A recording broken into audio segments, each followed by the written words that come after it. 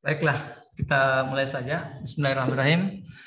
Untuk hari ini kita lanjutkan kuliah kita pekan lalu. Di pekan sebelumnya kita sudah membahas tentang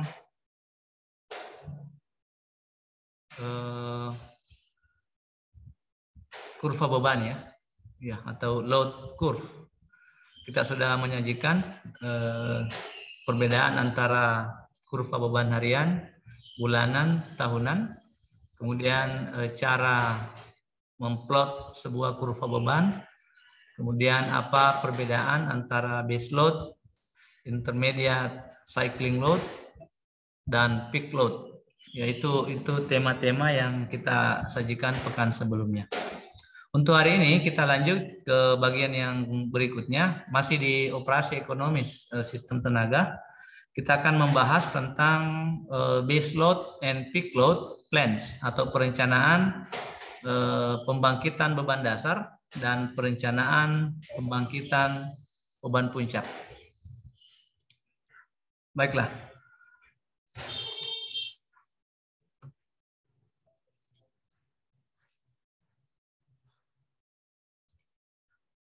Yang saya share kelihatan ya?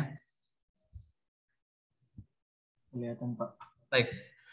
Ya, sebagai pengantar supaya kita tidak lupa materi yang lalu, kemarin kita sudah menjelaskan ya tentang kurva beban. Ya, kurva beban sebagaimana tampak pada gambar yang saya tunjuk itu merupakan fungsi dari daya terhadap fungsi waktu. Ya, dalam hal ini fungsi waktu yang kita gunakan adalah fungsi waktu per jam. Ya, sehingga korelasi antara daya dalam hal ini dalam satuan megawatt per 1 jam disebut dengan energi per 1 jam ya, atau di dalam satuannya kita bisa tuliskan MWH atau MWH ya, megawatt per hour.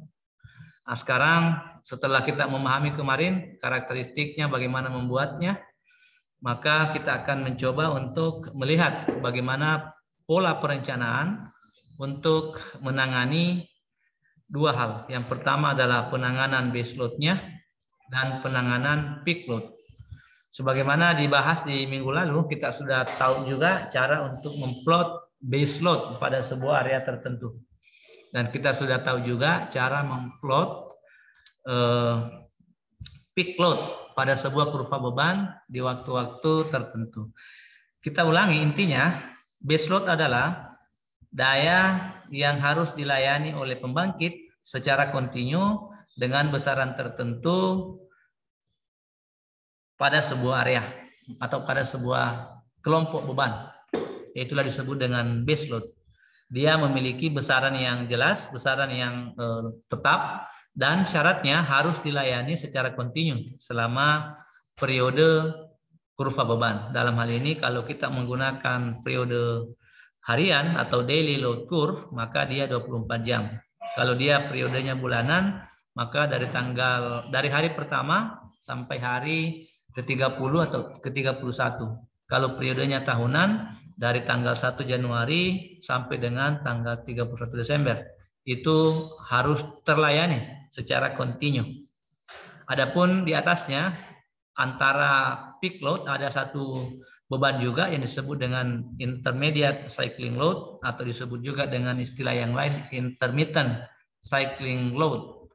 Nah, itu adalah beban antara ya, yang biasanya bebannya bervariasi sesuai dengan pola pengoperasian beban dari tiap-tiap konsumen yang ada. Dan yang terakhir adalah peak load. Peak load itu adalah daya terbesar yang digunakan oleh konsumen di waktu-waktu tertentu dalam durasi tertentu. Ya, itulah yang disebutkan dengan terminologi base load, intercycling cycling load, kemudian peak load.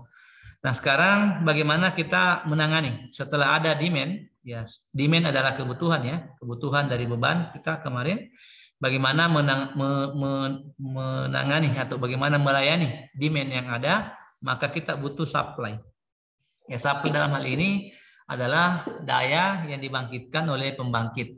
Nah, sekarang dua yang kita akan kaji, yaitu bagaimana cara atau pembangkit tipe apa yang digunakan untuk melayani base load, dan pembangkit jenis mana atau tipe apa yang digunakan untuk menangani peak load. Sementara intermediate cycling load itu kita tidak bahas karena merupakan interaksi antara base load dengan peak load.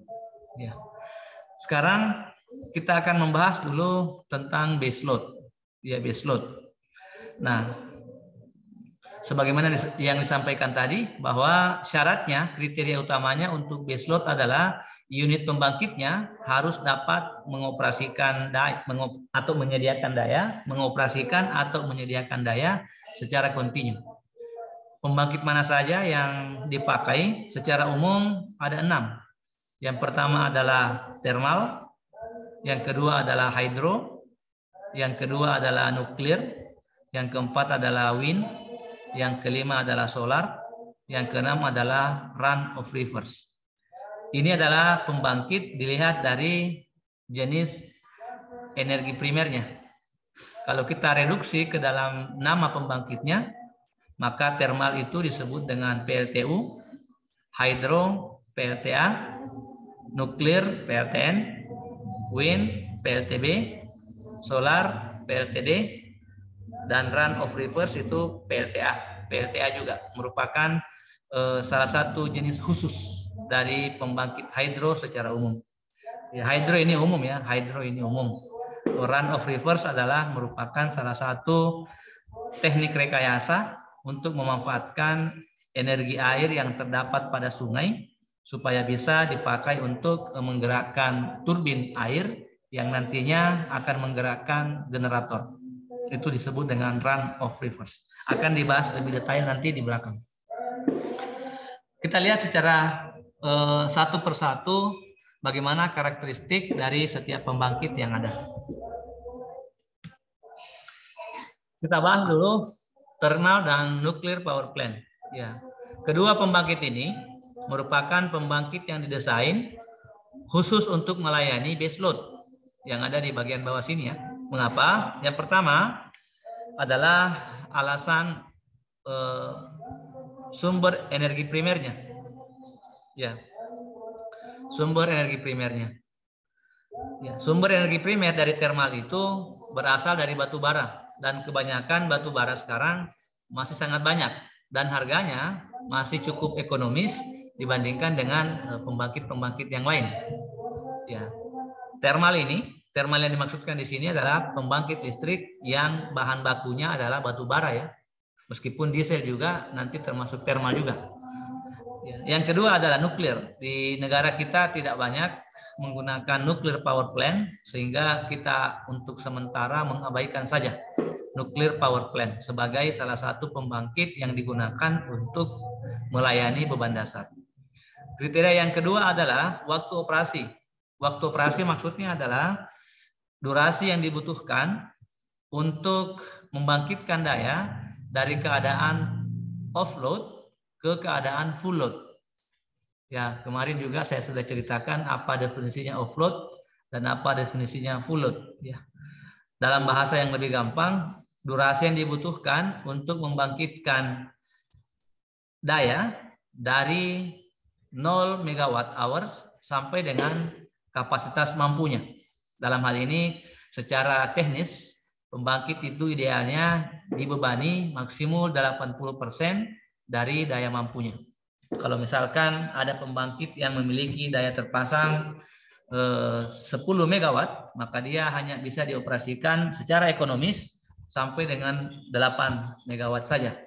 Ya, kalau misalkan 10 ya, berarti 8 saja.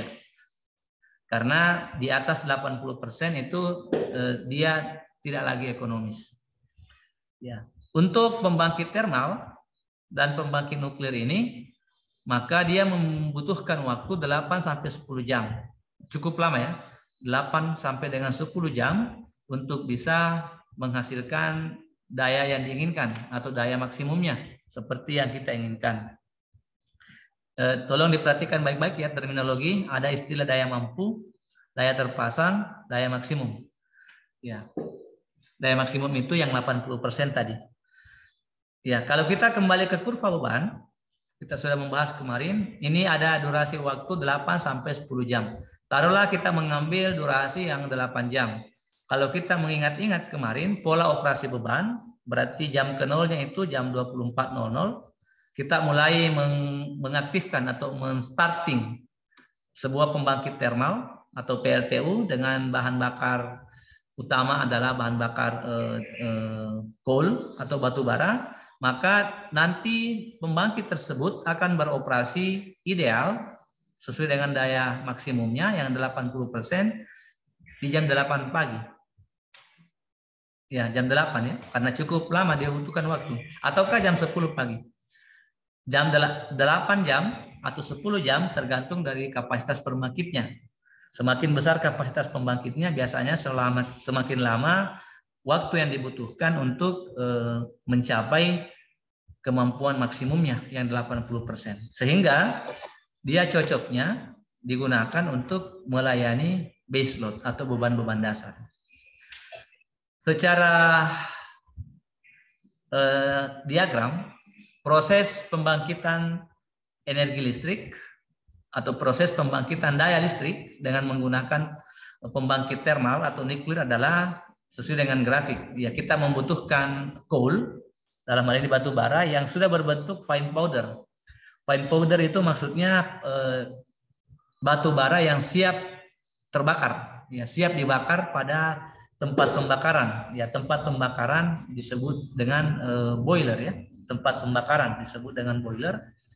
Di boiler ini nantilah yang diisi dengan air, kemudian airnya dipanaskan sampai menghasilkan uap dengan suhu 540 degree C atau 540 derajat Celcius. Nah, ketika uapnya sudah mencapai suhu sekian, maka uap tersebut sudah berbentuk uap kering yang sudah siap untuk menggerakkan turbin uap tentunya. Nanti ketika turbin uapnya sudah berfungsi pada kecepatan tertentu sesuai dengan kebutuhan, maka turbin tersebut akan terkopling ke generator. Nanti generatornya akan berfungsi sebagai mesin yang mengubah energi primer dari coal menjadi tegangan listrik. Nanti kalau dihubungkan ke beban, maka arusnya akan mengalir. Ketika arus sudah mengalir, maka dihasilkanlah daya listrik. Daya yang dipakai dalam waktu tertentu disebut sebagai energi dalam satuan MWH atau megawatt hour. Secara sepintas seperti ini. Untuk lebih detailnya nanti akan diberikan penugasan-penugasan kepada saudara bagaimana melihat lebih detail tentang proses konversi energi pada thermal power plant. Kuncinya, mengapa thermal dan nuklir digunakan sebagai pembangkit yang dipakai direncanakan untuk melayani beban dasar atau base load? Yang pertama tadi adalah sumber energi primernya relatif murah ya, relatif murah. Dan yang kedua, ini yang paling penting secara ekonomi, karena membutuhkan waktu yang cukup lama untuk dapat mencapai daya maksimumnya yang 80%. Sehingga dia cocoknya digunakan untuk melayani beban dasar yang ada pada grafik kurva beban seperti ini. Itu yang pertama. Yang kedua adalah nuclear power plant. Nah, kriterianya sama, yang berbeda adalah kalau tadi di thermal yang menggunakan batu bara, dia menggunakan turbin uap, ya, dia menggunakan boiler untuk membakar.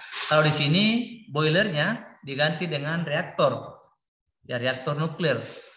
Bahan bakarnya kalau yang tadi di thermal yang menggunakan coal adalah batu bara, kalau nuklir itu dia menggunakan uranium sebagai bahan utama, sebagai sumber energi primer. Nanti uraniumnya mengalami reaksi fusi dan reaksi fisi ya, reaksi pemecahan inti pada reaktor ini. Nanti ketika dia telah terjadi reaksi pemecahan inti, maka juga akan menghasilkan panas yang cukup besar. Nanti panasnya juga akan menggerakkan turbin. Nah, sehingga prinsip sama antara nuclear power plant dengan thermal power plant. Yang berbeda adalah energi primernya saja. Ya, energi primernya saja. Nantinya juga dia akan menghasilkan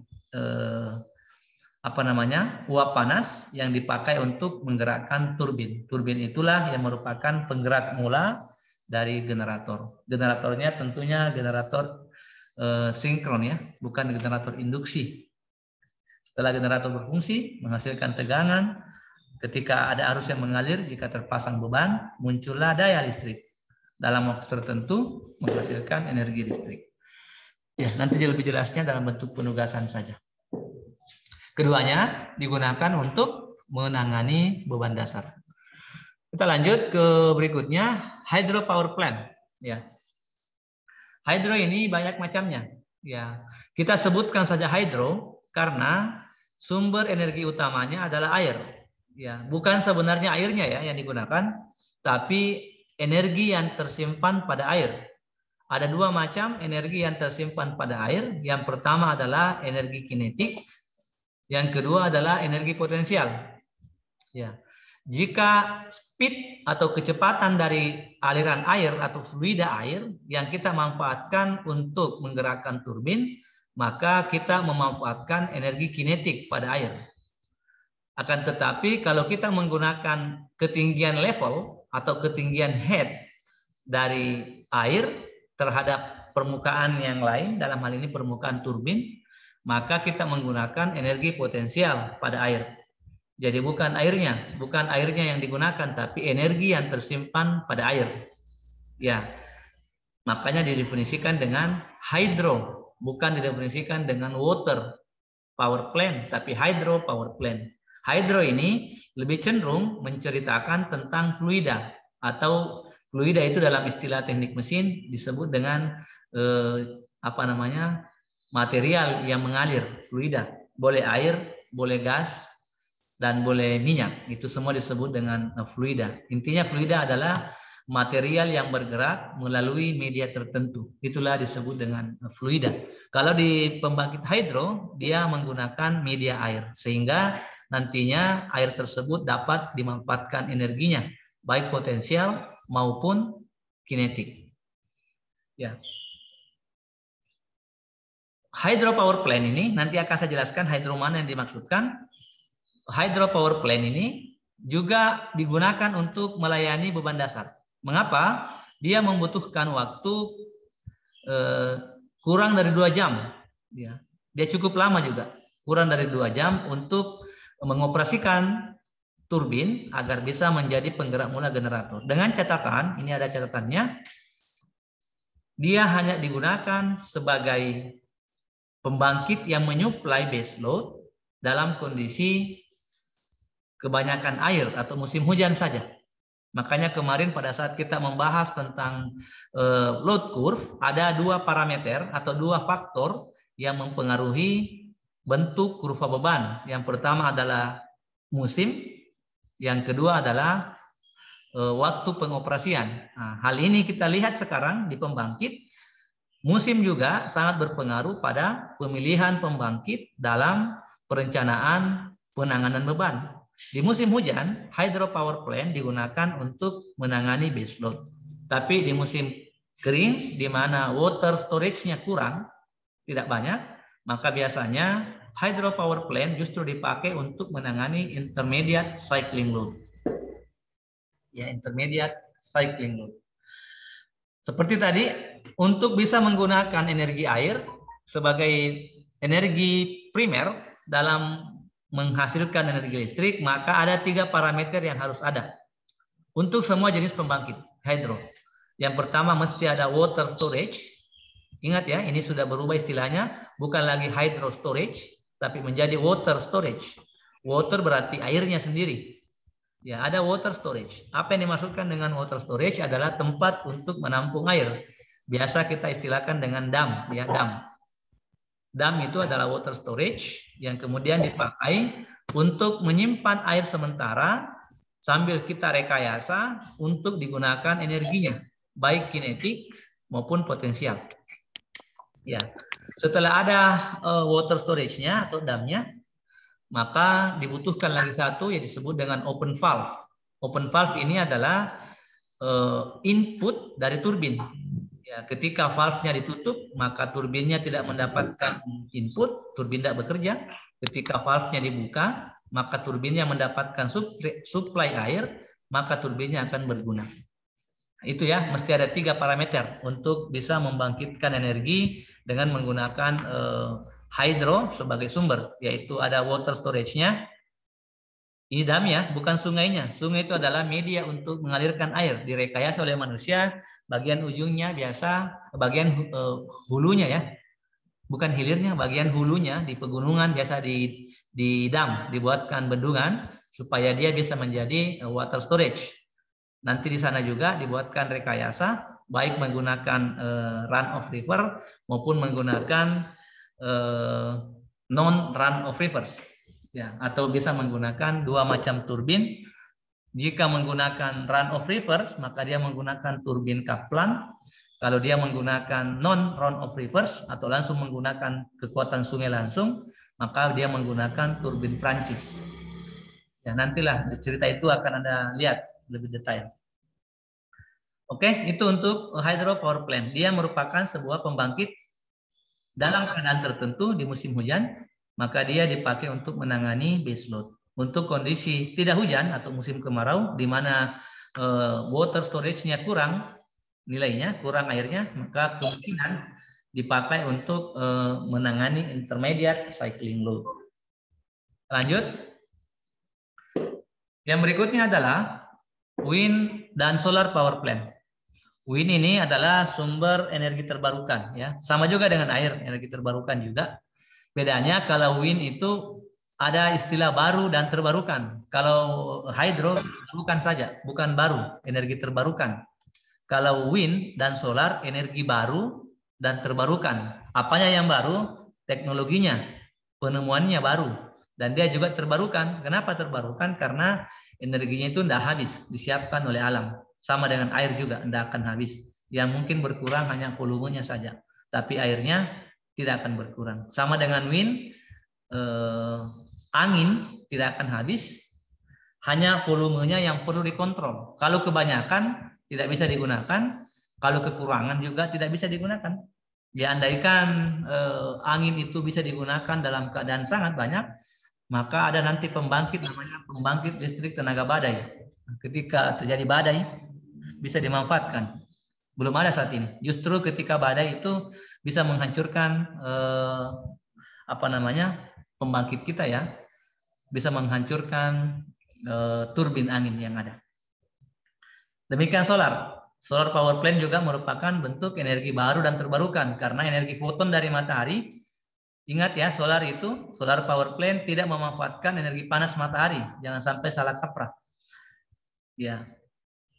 Solar cell ini tidak memanfaatkan energi panas matahari. Justru panasnya matahari menyebabkan kerugian pada solar cell. Yang dimanfaatkan di sana adalah energi foton. Salah satu jenis material yang terdapat pada matahari, yang jika melewati media tertentu, dalam hal ini melewati media solar cell, maka bisa berubah sifatnya dari foton menjadi elektron. Elektron itulah yang nantinya akan dikonversi menjadi energi listrik. Ya, teori listrik Anda sudah paham ya. Listrik itu atau arus itu adalah elektron yang bergerak.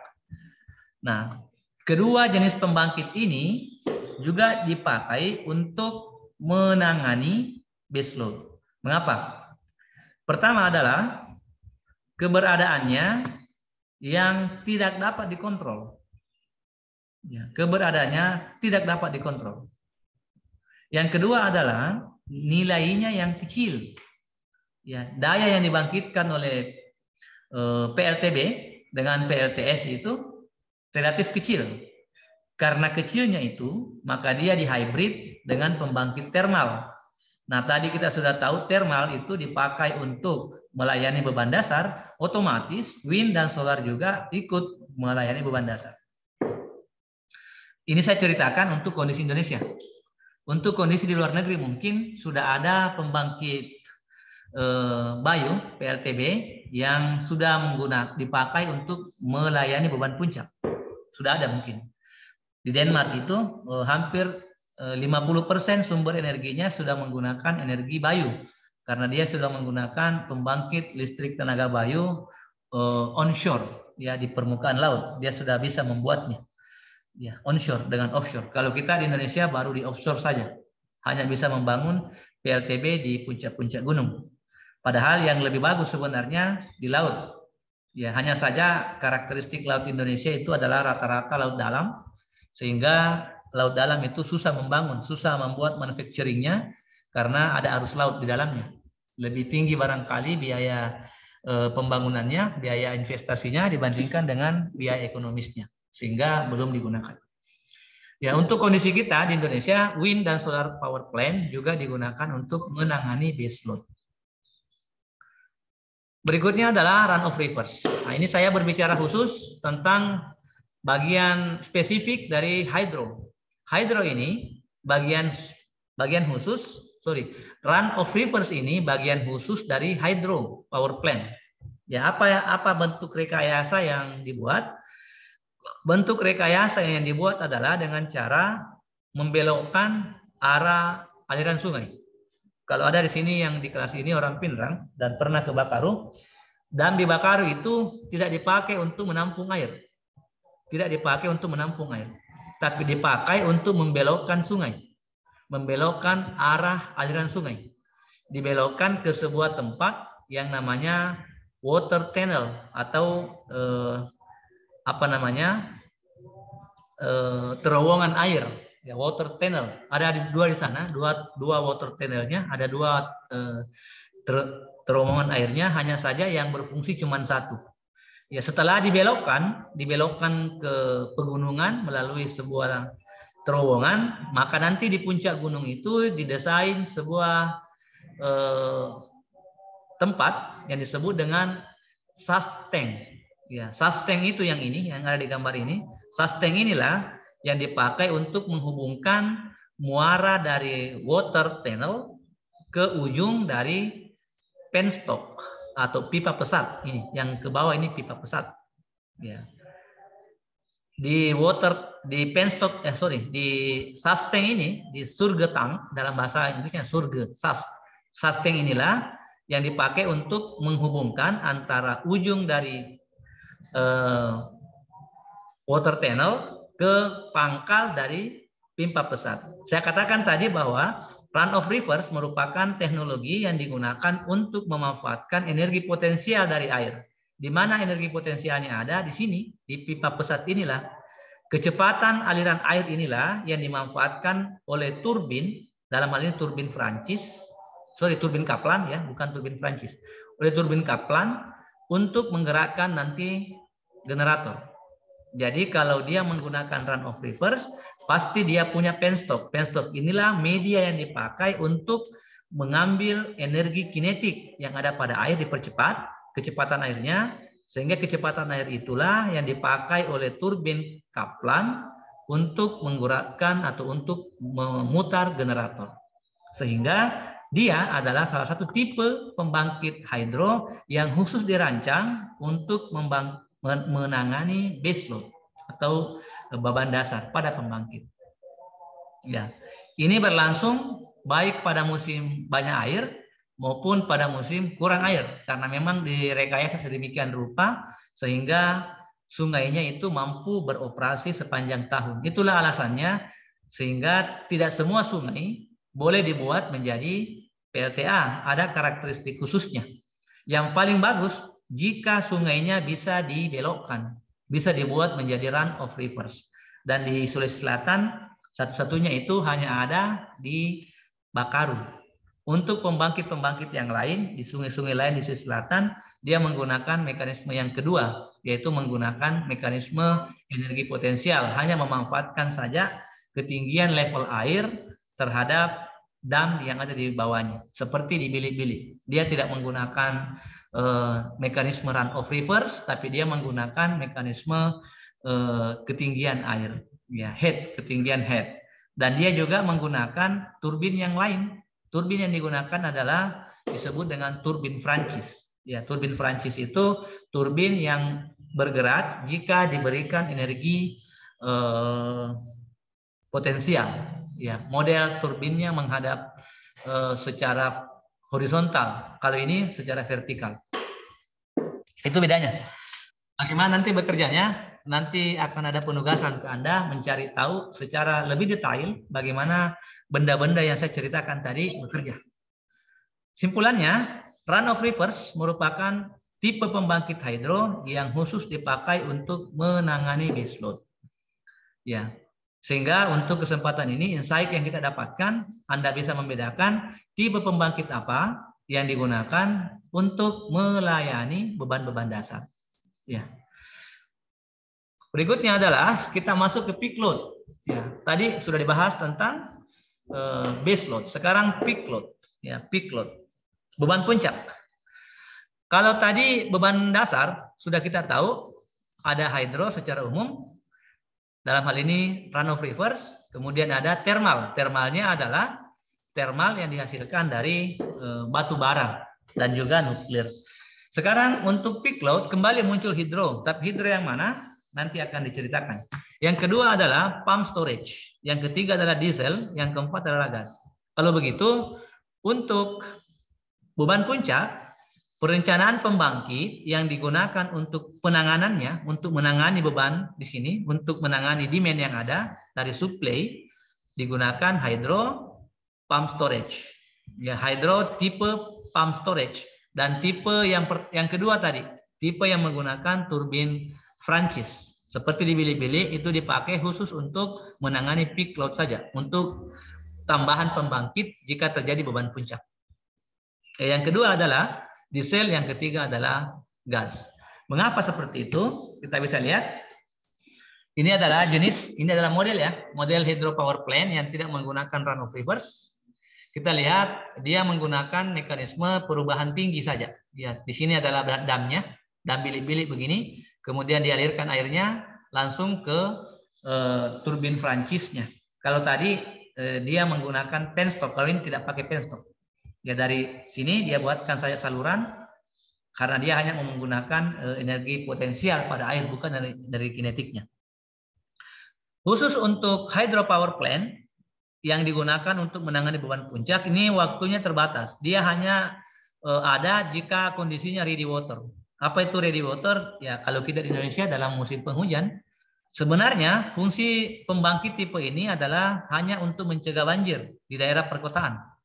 Ya, untuk mencegah banjir, maka orang merekayasa daripada airnya dialirkan percuma ke tempat yang lain, dimanfaatkanlah untuk pembangkit. Jadi pembangkit di sini hanya berfungsi sebagai secondary use. Dia hanya digunakan sebagai fungsi sekunder saja, fungsi sekunder, bukan fungsi primer. Damnya sebenarnya dipakai untuk mengendalikan aliran air pada sungai. Daripada tidak dipakai, dibuang percuma pada musim hujan, maka dialirkanlah ke turbin Francis untuk menghasilkan energi listrik. Makanya kapasitasnya kecil dan penggunaannya biasa dipakai untuk menangani beban-beban puncak. Yang kedua adalah, ini yang penting, pump storage. Pump storage ini merupakan rekayasa yang dipakai untuk menggabungkan dua jenis pembangkit. Yang pertama adalah hydro, karena kita memompa air. Dipompa dari mana? Dipompa dari sebuah reservoir atau tempat penyimpanan air yang berada pada level bawah, berada di bawah pembangkitnya. Kemudian dipompa ke atas sono sampai ke upper level reservoir. Di sini tempat penampungannya di sini. Ya, yang dipakai memompa adalah motor. Motor itu sebagaimana dibahas minggu lalu, dia adalah beban. Untuk menggerakkan motor, kita butuh pembangkit diesel. Di sini ada diesel. Ya, pembangkit diesel yang dipakai untuk memutar motor, nanti motornya menjadi pompa, dia memompa air dari lower level reservoir ke sana, ke upper level reservoir. Biasanya dipompa pada siang hari. Ya, dipompa pada siang hari. Dipompa pada malam hari. Ketika siang hari, ini bebannya pembangkit sudah cukup kurang, maka airnya berputar ke bawah sono. Tadi motor ini berubah fungsi menjadi generator. Nah, itulah mekanisme dari pump storage. Rekayasa ini juga digunakan hanya untuk melayani beban-beban puncak saja. Kenapa? Yang pertama, cost yang digunakan untuk diesel cukup tinggi, sehingga cukup besar cost yang digunakan untuk memanfaatkan pompa untuk memompa air. Yang kedua adalah kapasitasnya yang kecil, sehingga dia hanya dipakai sebagai pembangkit pembantu layaknya tadi turbin Prancis untuk membantu sistem pada saat kondisi beban puncak. Yang kedua, ini memerlukan lokasi yang spesifik. Ya, sekarang di semenanjung Arabia itu daerah-daerah Arab, khususnya di Qatar, Oman, Qatar dan Oman yang saya tahu, UEA juga ya, Emirat Arab United, Uni Emirat Arab, sangat banyak menggunakan mekanisme ini karena negara mereka itu berada di perbatasan laut, ya, laut Mediteran ya, laut tengah, berada di antara laut dan langsung gurun pasir. Makanya mereka membuat pompa besar, membuat pompa karena mereka kebanyakan minyak, kelebihan minyak. Ya, mereka membuat pembangkit-pembangkit diesel yang nantinya akan memompa airnya ke sebuah tempat. Dia menggali di gurun untuk membuat upper lower reservoir. Dia pompa air laut ke sana di malam hari. Nanti setelah penuh, bukan penuh sih, mencapai level tertentu dari upper level reservoirnya, maka energi tersebut dipakai untuk menggerakkan turbin dan menggerakkan generator. Ini merupakan bentuk energi baru terbarukan di hydro, ya, disebut dengan pump storage. Indonesia juga punya di beberapa daerah di Jawa, dia juga menggunakan teknologi ini. Dan kedepannya salah satu teknologi yang digunakan untuk melistriki daerah-daerah terisolasi di kepulauan itu dengan menggunakan teknologi pump storage. Orang Australia sudah memotret negara kita. Ternyata ada sekitar 5.000-an potensi. Bukan 5.000-an, 50.000 potensi pump storage di Indonesia yang bisa dioperasikan jika ada investornya. Nah, Australia sudah memotret kita. Kita sendiri belum tahu. Ternyata di negara kita banyak begini. Yaitu pump storage, merupakan jenis pembangkit hidro juga, spesifik hidro yang digunakan untuk melayani beban puncak. Saya lanjut. Untuk detailnya ya, Anda bisa melihat di link ini, di link YouTube seperti yang ada di layar Anda. Bisa Anda screenshot atau Anda bisa apalah untuk mendapatkan datanya. Mudah-mudahan masih ada, belum dihapus oleh yang punya. Kita lanjut ke belakang. Sumber energi pembangkit berikutnya adalah diesel and gas. Ya, diesel and gas sejak pertama kali diciptakan memang dirancang khusus untuk menangani beban puncak. Mengapa? Sumber energi primernya cukup mahal. Ya, diesel menggunakan minyak ya, minyak yang disebut dengan marine fuel oil atau MFO. Jika MFO-nya tidak ada, maka bisa digunakan high speed diesel atau HSD, ya, HSD atau MFO. Itulah bahan bakarnya untuk pembangkit listrik tenaga diesel. Bukan solar yang dipakai oleh mobil truk ya, bukan. Bukan juga solar yang dipakai oleh genset, bukan. Dia punya minyak khusus yang disebut dengan marine fuel oil dan high speed diesel. Itu minyak yang sangat mahal harganya dan dirancang, disuling khusus untuk pembangkit listrik tenaga diesel. Karena mahal biaya energi primernya, maka dioperasikan khusus untuk menangani beban puncak. Yang kedua adalah waktu operasinya relatif singkat. Dari keadaan no load sampai dengan full load, dia sangat cepat, dalam hitungan kurang dari 30 menit.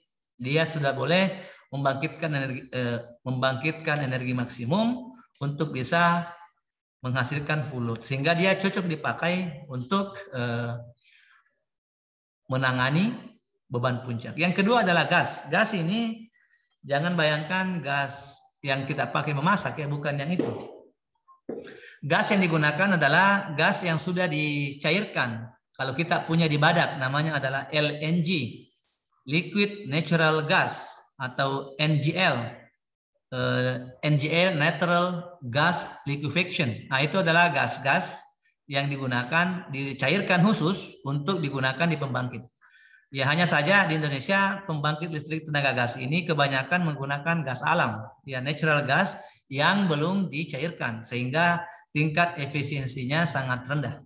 Kalau LNG kita yang ada di Kalimantan Timur, di Badak sana itu diekspor.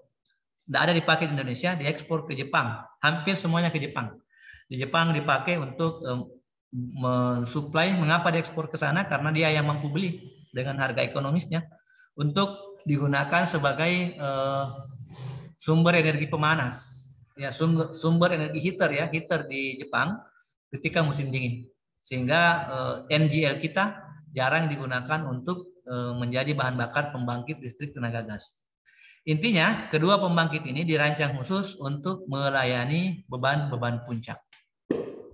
Itulah pengelompokan pembangkit yang dipakai untuk menangani base load dengan peak load.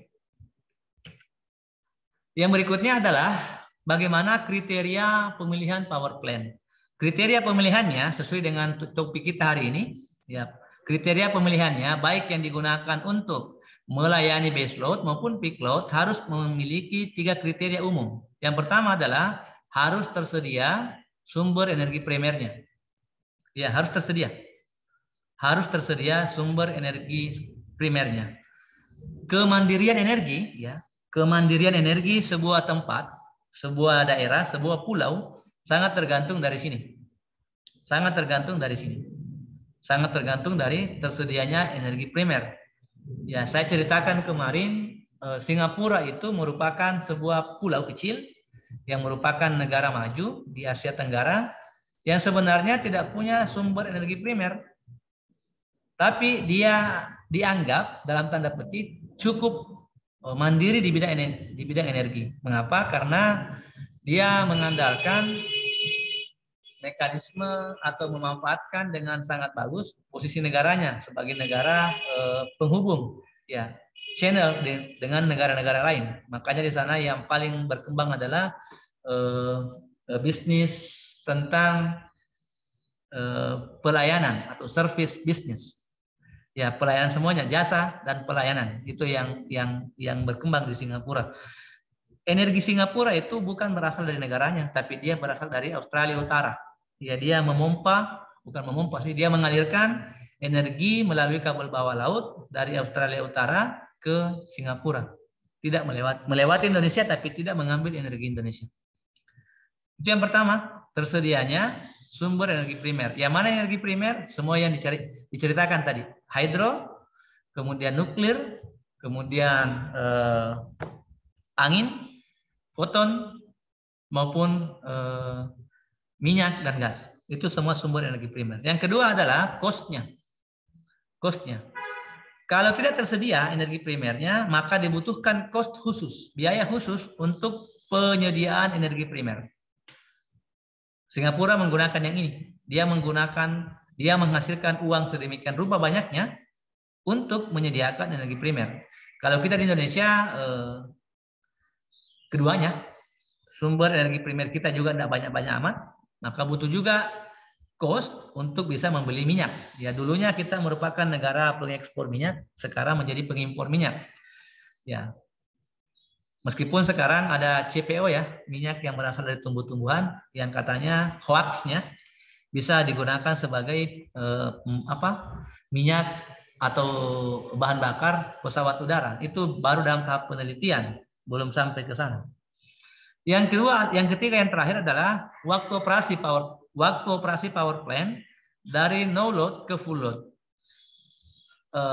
Kriteria yang ketiga inilah yang digunakan untuk mengklasifikasikan yang mana pembangkit yang digunakan untuk beroperasi pada base load dan mana pembangkit yang beroperasi pada peak load. Ya, selain dari cost dari kebutuhan energi tadi, tapi waktu operasi ini yang paling penting. Ya, makanya tadi thermalnya dibagi dua. Ya, thermal dibagi dua. Ada thermal yang dipakai untuk base load, yaitu thermal yang berasal dari batu bara dan nuklir. Ada juga thermal yang digunakan untuk melayani beban puncak, yaitu thermal yang berasal dari minyak, ya, atau diesel dan gas. Kalau gas dan diesel termal juga, karena dia menggunakan turbin yang sama-sama memanfaatkan energi panas untuk menghasilkan energi ya, energi pemutar, maka termasuk termal. Hanya saja diesel dengan gas itu digunakan untuk beban puncak. Dia juga kelompok termal. Sementara batu bara ya dengan nuklir itu dipakai hanya untuk melayani beban dasar saja. Makanya nanti dalam keseharian, dalam pengoperasiannya di sistem pembangkit terdapat peristilahan yang berbeda-beda. Termal itu yang paling banyak. PLTU itu termal. PLTD juga termal. Hanya saja pola pengoperasiannya beda. Secara umum orang yang tidak kuliah operasi sistem tenaga, dia tidak tahu juga itu PLTU itu apa, PLTD apa. Kalau kita di sistem tenaga dijelaskan secara detail bahwa thermal itu dibagi dua, ada yang dipakai untuk melayani beban dasar, ada yang dipakai untuk melayani beban puncak. Yang melayani beban dasar tadi disebut dengan PLTU dan PLTN. Yang melayani beban puncak disebut dengan PLTD dan PLTG. Kalaupun dikombinasi menjadi PLTGU seperti yang ada di daerah Sengkang sana, pembangkit listrik tenaga gas uap, itu adalah sebuah rekayasa atau sebuah engineering yang kita gunakan untuk melayani beban dasar, beban intermediate cycling load atau beban pertengahan, dan juga beban puncak. Ya, karena saat itu kontraknya seluruh daya yang dibangkitkan oleh pembangkit yang ada di Alstom Power harus dipakai. Makanya dia dikombinasikan antara pembangkit listrik tenaga uap dengan pembangkit listrik tenaga gas. Menjadilah gas uap. Ya. Mekanisme cyclingnya, Rankine cyclingnya yang dimodifikasi. Bukan bagian dari kita orang listrik membahas itu, bagiannya orang konversi energi yang membahas tentang bagaimana desain pembangkit sampai dengan generatornya. Generator ke belakang, bagiannya listrik. Itu mungkin pembahasan singkat saya ya tentang kriteria pemilihan power plant.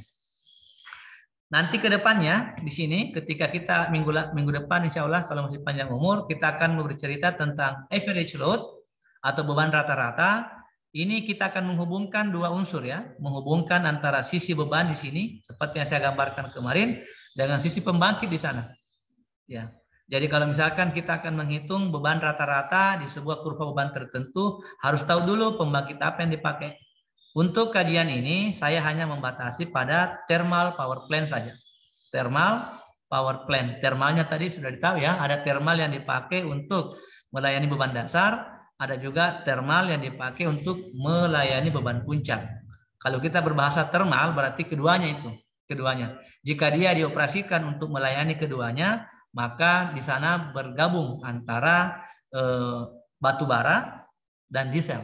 Nah, berarti keduanya dipakai untuk melayani beban dasar dan beban puncak. Beban dasar ditangani oleh batu baranya, berarti kita akan mencari berapa incremental production cost batu bara, dan kalau dia menggunakan diesel, kita akan mencari tahu bagaimana incremental production cost untuk diesel. Nah, itulah nanti yang merupakan inti dari kuliah kita. Dua pertemuan awal ini hanya sebagai insight saja, hanya sebagai penambah wawasan, supaya kita betul-betul paham tidak semua pembangkit yang dibuat itu sama fungsinya. Tidak, berbeda-beda. Tergantung dari karakteristik beban yang ada. Ingat, pembangkit diciptakan untuk melayani beban. Ya. Semakin bervariasi jenis bebannya, maka kita harus berpikir keras bagaimana membuat rekayasa pembangkit yang paling ekonomis untuk melayani beban-beban yang ada. Itu barangkali yang saya bisa jelaskan. Mudah-mudahan penjelasan yang singkat ini bisa menjadi tambahan wawasan bagi kita, karena kita berasal dari prodi yang secara spesifik tidak membahas ini, maka saya menyisipkan materi ini untuk kelas kita. Sampai di sini ada yang mau ditanyakan, silakan.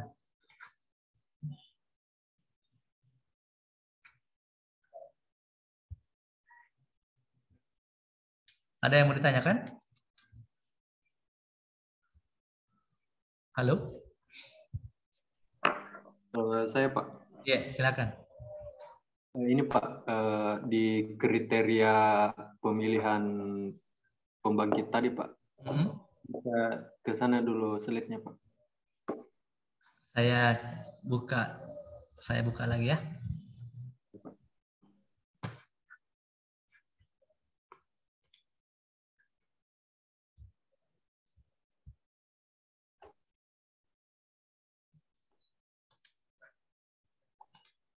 Ya, ini.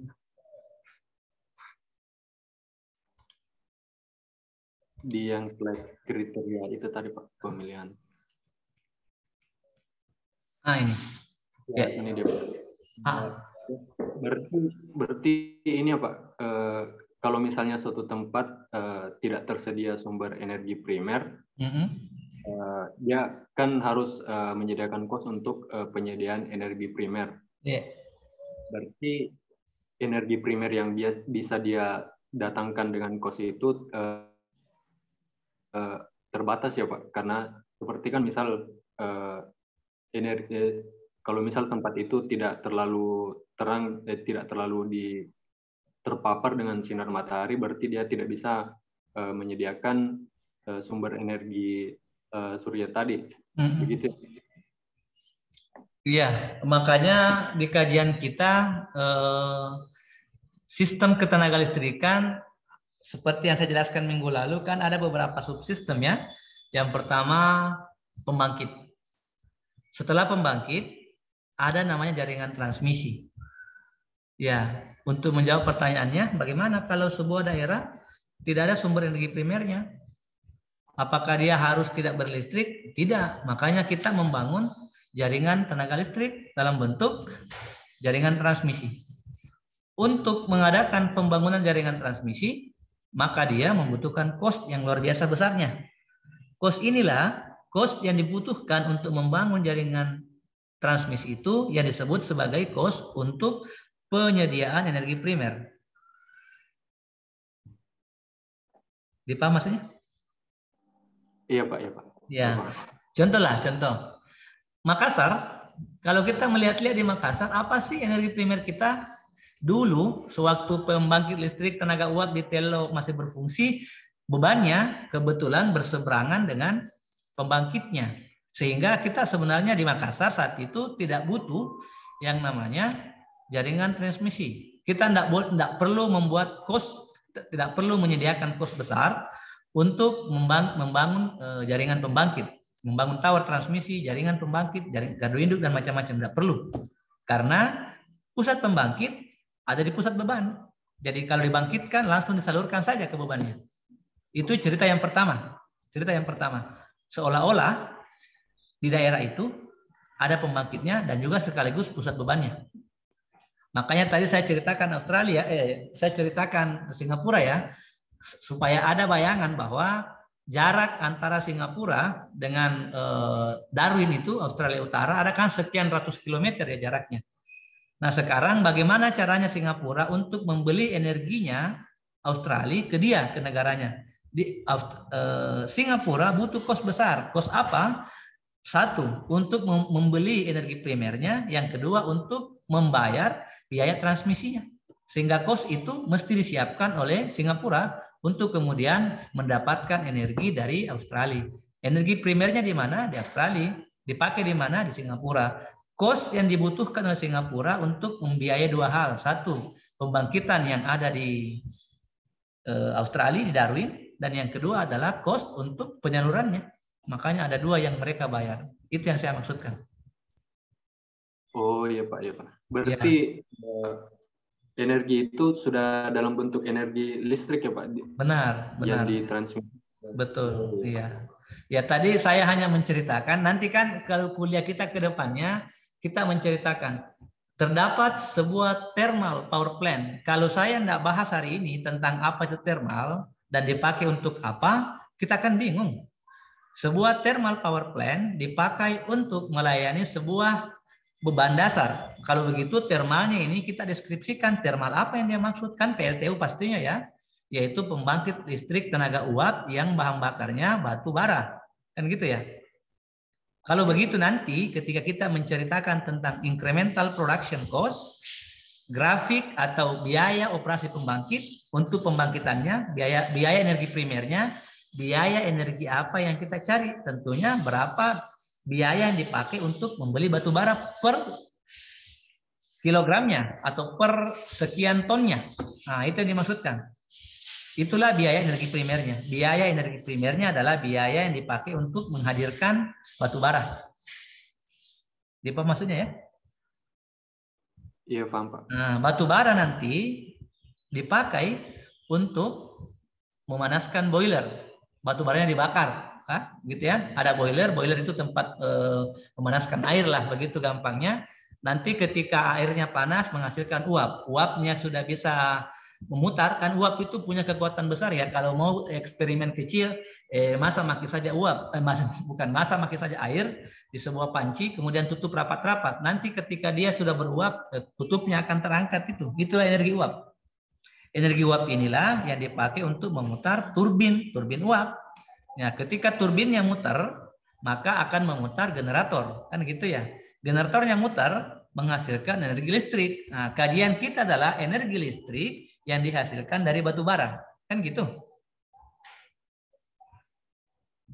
Dipaham ya? Iya, Pak. Paham, Pak. Kalau begitu, energi primernya adalah energi yang tersimpan pada batu bara, kan gitu. Adapun tadi turbin, boiler, kemudian apalagi namanya, boiler, turbin, apalagi satu ya. Semua perangkat lah yang ada di pembangkitan itu cuma media yang dipakai untuk mengubah energi primer ke energi listrik. Sama juga dengan air tadi yang saya ceritakan. Kenapa mesti dibelokkan sungainya? Kenapa mesti membuat water tunnel? Kenapa mesti membuat penstop? Itu semua merupakan rekayasa atau cara untuk mengambil energi kinetiknya air. Energi kinetiknya air dipakai untuk memutar turbin air tadi yang ada di pembangkit listrik tenaga air. Kemudian setelah turbinnya berputar, maka dipakailah untuk memutar generator. Generator itulah nanti yang akan menghasilkan energi. Makanya di lab kita itu ada simulasinya kan di sana, ada generator itu setiap. Mungkin kalau kita praktikum tadi, kita manfaatkan itu, dia memutar menghasilkan daya. Memutarnya itu adalah motor. Motor berarti motor memutar generator. Motornya dari PLN juga. Ya. Itu simulasinya seperti itu. Jadi batasan pembicaraan kita adalah energi primer itu butuh biaya. Pertama untuk membelinya, yang kedua untuk menyalurkan. Nah, sehingga kriteria yang pertama, kedua tadi adalah cost untuk penyediaan energi bagi daerah yang tidak punya energi primer, cost-nya dua. Pertama adalah cost untuk membeli energinya sendiri, sumber energinya. Yang kedua adalah cost untuk menyalurkan energi listriknya. Gitu ya simpulannya. Mungkin jelas ya yang bertanya tadi. Siapa sih yang bertanya tadi? Mohon maaf, saya tidak lihat. Iya? Saya ingin bertanya, Pak. Oke, silakan. Saya seputar ini, masih seputar ini. Saya yang tadi bertanya, Pak. Sudah jelas, Pak. Oke. Ya. Ada yang lain?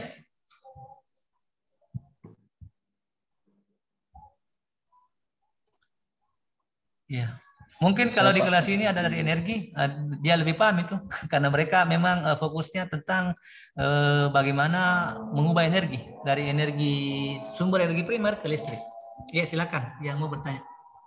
Ini tadi Pak, terkait bagaimana sih metode pembangkitan dari pump storage tadi Pak, yang hanya membangkitkan ini watt. Ini nih. Ya, Pak, bagaimana metode pembangkitannya, sama apa sih yang tenaga ini pompanya? Oke.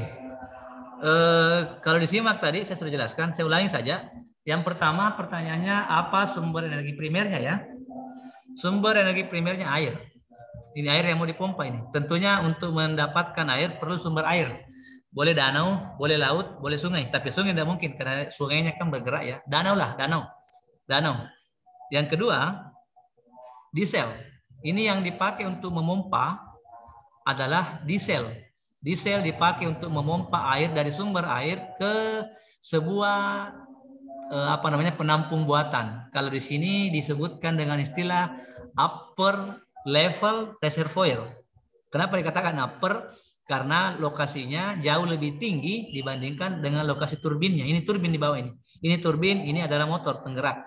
ada namanya motor generator ya. Ada satu rekayasa yang dibuat oleh orang perekayasa mesin listrik. Ada satu benda bisa berfungsi sebagai motor, juga berfungsi sebagai generator. Masih diingat itu bedanya generator dengan motor? Yang bertanya? Iya, Pak.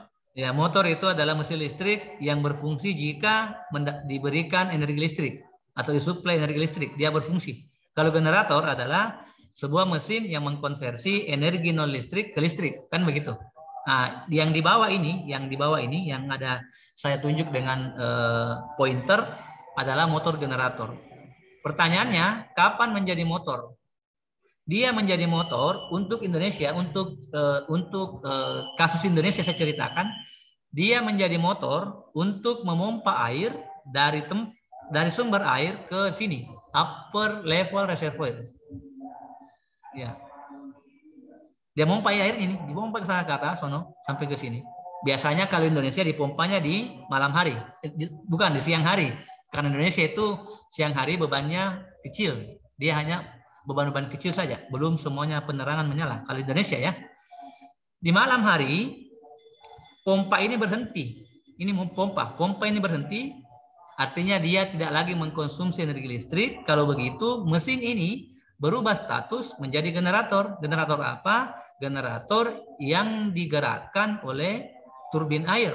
Di sini, turbin airnya masuk ke sini, generator, kemudian membangkitkan energi, energinya dibawa ke sana, ke grid. Nah, itulah disebut dengan pump storage. Syaratnya harus ada dua. Satu, ada sumber air yang cukup untuk menggerakkan turbin air. Yang kedua adalah ada pompa khusus yang cukup untuk bisa memompa energi dari sumber air ke tempat penampungan. Nah, ini disebut dengan pump storage. Ya, itu. Jadi sumber energi primernya air. Ya, pembantunya adalah diesel. Bisa diesel, bisa uap kalau bisa. Susah, tidak mungkin uap. Paling banyak diesel dipakai. Pembangkit listrik tenaga diesel. Ya. Itu ya, disebut dengan pump storage. Yang pumpnya itu pompa storage air yang dipakai untuk memompa. Air yang dipompa untuk menjadikan pembangkit listrik tenaga air. Jadi prinsipnya adalah dia adalah pembangkit listrik yang direkayasa. Tadi kan saya jelaskan 3 rekayasanya ya. 1, air direkayasa dengan cara membengkokkan sungai. Namanya run of river. Yang kedua, sungai dibendung saja. Tidak dibengkokkan. Maka dia adalah pembangkit listrik tenaga air juga yang menggunakan turbin Prancis. Itu turbin Prancis merupakan turbin air yang saya cerita ya. Turbin air yang dipakai untuk menggerakkan generator dengan memanfaatkan ketinggian. Kalau ketinggian berarti memanfaatkan energi kinetik. Yang ketiga, yang ini pump storage juga merupakan rekayasa pembangkit listrik tenaga air yang juga memanfaatkan ketinggian level air. Nah, hanya saja airnya adalah air yang dipompa dari sumber air. Sumber airnya di bawah pembangkitnya, sementara tempat penampungannya atau kolam penampungannya orang sebut dengan upper level reservoir, ada di atasnya pembangkit. Nanti kalau dialirkan airnya, maka dia memanfaatkan energi potensial air untuk menggerakkan pembangkit ini. Ya, jangan khawatir. Saya kasih tugas ke Anda ini untuk menjelaskan lebih detail. Saya suruh cari nanti, saya suruh cari simulasinya di internet. Ada tugas tak? Mungkin yang bertanya sudah lihat tadi di classroom itu ada tugasnya, makanya dia tanya. Saya jawab dalam hal ini secara umum saja. Nanti lebih detailnya bagaimana mekanismenya, bagaimana prinsipnya, Anda cari videonya, video animasinya. Kalau bisa bikin sendiri, tapi bikin susah, mesti ngerti dulu prinsipnya. Mendingan cari saja. Itu ya yang disebut dengan pump storage. Apakah di Indonesia ada di daerah Jawa itu, daerah Jawa Tengah ada, daerah Jawa Timur juga ada. Dia punya water pump storage. Yang paling potensial itu menurut hasil mapping dari orang Australia di Papua. Ya, di sana sangat banyak potensi untuk membuat pump storage system. Ya, rekayasa pembangkit tenaga air dengan menggabungkan dengan mesin diesel sebagai pemompa. Ya, jadi kalau alat ini bekerja pada saat siang hari, tidak bekerja ini PLTA-nya. nanti bekerja pada pada saat siang hari tidak kerja karena kita memompa di siang hari, nanti di malam harinya dia bekerja. Atau sebaliknya, kalau sistemnya beban puncak ada pada malam hari, maka dia pompa pada siang. Kalau beban puncaknya ada pada malam hari, dia memompa pada siang. Kalau beban puncaknya pada malam hari, dia memompa pada siang. Tergantung karakteristik beban di daerah itu. Kapan beban puncaknya ada, maka dia tidak memompa saat itu. Dia tidak memanfaatkan pembangkitnya untuk dijadikan sebagai pompa di saat terjadi beban puncak. Dipaham ya yang bertanya? Iya, paham Pak. Iya. Paling bagus kalau ada uang nanti kita ke daerah di sekitar daerah Lamongan ya, di daerah Jawa Timur itu ada begini, ada pump storage system. Orang PLN juga yang bikin. Ya. Kalau untuk level tugas akhir boleh dibikin ini, boleh bikin kecil-kecilan. Ya. Untuk ide tugas akhir nanti digabungkanlah dengan macam-macam di sana. Gabungkan Android untuk sistem kontrolnya macam-macam boleh bikin begini. Yang penting bisa menyalakan lampu, janganlah besar-besar wattnya, lampu senter saja. Yang penting bisa menggerakkan sebuah dinamo kecil untuk menggerakkan. Ide-ide tugas akhir boleh menghasilkan begitu. Ya, tapi bukan untuk Anda sudah punya judul semua, kecuali ditolak nanti. Nah, bikinlah pump storage, mini pump storage system. Boleh begitu ya?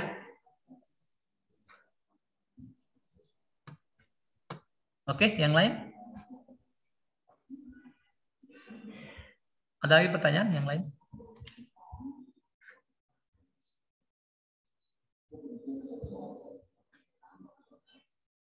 Oke, kalau tidak ada, semoga karena puasa juga, semoga tidak tidur saya sementara kuliah. Ya, tidurnya orang puasa kan ibadah ya. Semoga tidak memanfaatkan ibadah tidur untuk kuliah kita dan mendengarlah apa yang saya ceritakan. Kalau tidak ada, kita masuk ke tugas.